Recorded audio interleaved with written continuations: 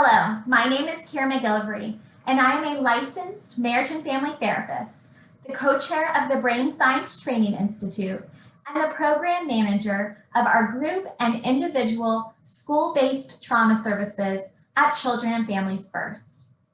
Before working at Children and Families First, I owned a private practice in Las Vegas, Nevada, specializing in therapy work with adults, families, and children presenting with trauma. So what does that mean, specializing in trauma? Well, during my career, I have worked with children and teens who are physically and sexually abused, who present with suicidal ideation, self-harm, and boundary difficulties. I have worked with sexual assault victims who feel unsafe in their body and in the world, who are unable to be intimate with their partner due to fear and pain, and who use substances to dull the fear. I have worked with victims of a mass shooting who are hypervigilant, afraid to be in large crowds, and have panic attacks triggered by auditory cues. I have worked with car accident victims who can't sleep at night and never want to be in a car again. I have worked with children who experienced constant community violence and show up as aggressive and unable to trust. I have worked with veterans who feel constant guilt from their friend who did not come home, depressed and angry. So what is trauma? Ultimately, trauma is a threat or series of threats that overwhelms our nervous system, preventing us from feeling regulated, connected, and at ease.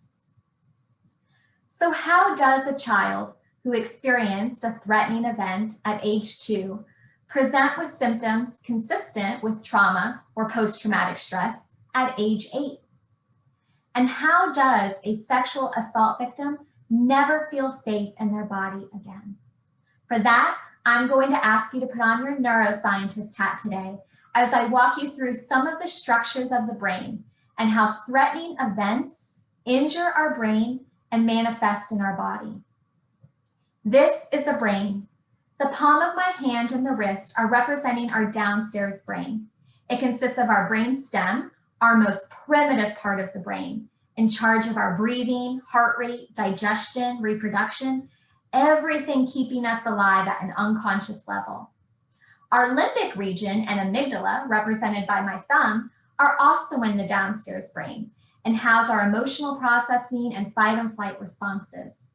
Our amygdala is like a smoke alarm, sensing danger and alerting our body to react, to mobilize, to survive the threat.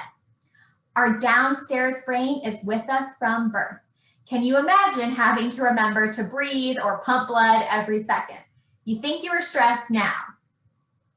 Our upstairs brain, represented by my fingers, is our rational, logical, decision-making, empathetic brain. It comes online between ages 2 and 3. So if you ever have been around a toddler, you know what I mean. They are living in their downstairs brain. Everything is life or death. Logic is not a thing. A breakfast bar breaks in half and it is the end of the world, at least in my household. It is our job as parents, caregivers, educators to help them regulate their downstairs brain and begin using their upstairs brain to make those connections. So that is our brain in a nutshell. Now let's add some threat to this healthy brain. Have you ever been driving and someone cuts you off, swerves into your lane, and you tighten up on the steering wheel, almost getting into a car accident? Your heart starts pumping and you feel yourself focus in. Your amygdala has sounded the alarm. It has hijacked the upstairs brain to react. It doesn't want us to think or plan our steps. That would take too long. And in life-threatening situations, we just need to react to survive. It does this by releasing a shot of adrenaline into the body to react. Now, thankfully, your upstairs brain, specifically something called the medial prefrontal cortex, or your watchtower, actually located right above your eyes, says, "Nope, amygdala, that was a false alarm. Everything is okay. and you can go about your day not thinking about the almost accident. Now let's say you were recently in an accident. Your car was totaled and you had some minor bruising and swelling and were taken to the ER. A month later, you are driving again and someone swerves into your lane, almost hitting you. Your amygdala or smoke alarm sounds the alarm again. However, this time, that watchtower is unsure if it can give the all clear. After all, you were just in an accident a month ago.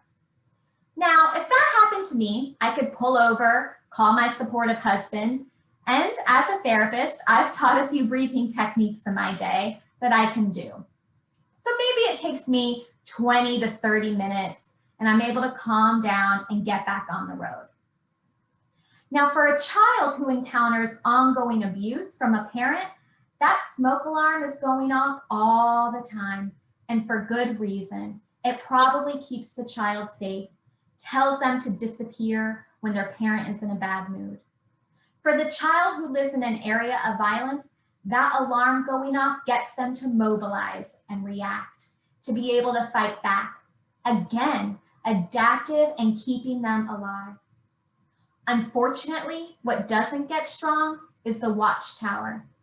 It may never fully integrate back down, and the amygdala may react so quickly now or misinterpret situations that the watchtower never gets a chance to calmly survey the environment. How could the logical upstairs brain come online when they are living to survive, to feel safe? Do they have a support system around them? And if they do, have they even been regulated enough to allow themselves to trust in that person? Trauma impacts our ability to trust and connect. Young children who experience trauma are at particular risk because their brains are rapidly developing. A child's regulatory circuits, the area of the brain that helps us regulate, is developed by age 3. Chronic abuse and neglect actually cause these circuits to be smaller in size and less integrated in the brain. Early childhood trauma has also been associated with reduced size of the brain cortex. For the woman who has been assaulted, her agency taken away from her, unable to fight back, her body remembering the sensations, triggering her on a constant basis, sounding the alarm. The watchtower weakens as the downstairs brain hijacks the upstairs brain regularly. We then see the symptoms of a dysregulated nervous system, of a body unable to be at ease, to connect, and to trust. We have 3 states of protection in our nervous system: fight, flight, and freeze. When the amygdala sounds the alarm and we engage in fight or flight, we are having a hyperarousal response, or above normal. Adrenaline and cortisol are released to react and to take action. Your heart rate increases, your breathing increases, and digestion stops. Sometimes our mind and body realize that fight or flight is not an option, and we go to our last resort, freeze, which is a hypoarousal response, or below normal, in which we go into a state of disconnection, where our body releases its own medication to dull the pain. Now, it is important to remember these reactions are happening unconsciously in our downstairs brain. We don't choose how we will respond in situations unless we have been trained, like a firefighter or police officer. These states of protection are helpful during the time of the threatening event, but become unhelpful after the event has ended. Just like some injuries, some can heal quickly, and others stay around and get triggered by the cold air or exercise. Individuals who have become traumatized by a threatening event have a longer lasting injury that needs attention, healing practices, and supportive relationships to boost them back to health. We see traumatized individuals who are in a constant state of fight or flight appearing as anxious, hypervigilant, irritable, aggressive or angry, reactive, and restless. Then we have individuals whose threatening event took them into a state of freeze, who present as fatigued, hopeless, depressed, foggy, withdrawn, and dissociative. They aren't in their body fully.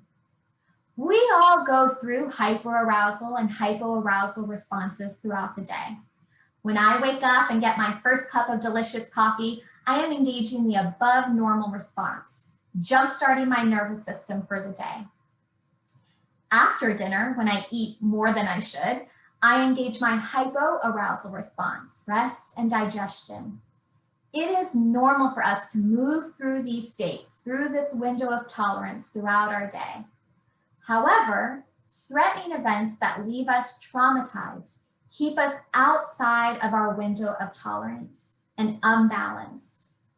When trauma is healed in the body and mind, we see regulation, trust, connection, calmness, and the ability to communicate effectively and express emotions. Healing occurs when the smoke alarm and the watchtower find balance. So the next time you have a colleague at work that reacts quickly to negative comments, or you pull over a teen on a street who is starting a fight, judge the adult using heroin, or send the young child to the principal's office again for being disruptive, I encourage you to cue into the pain their body is experiencing, to the constant state of fear, the attachment injuries in childhood, leaving them to feel alone and unworthy, and to start the conversation, to be curious, to be aware that trauma is everywhere. As each of you here today interact with individuals during vulnerable moments, you have the ability to be the trusting, supportive relationship to start the healing. Thank you for your time.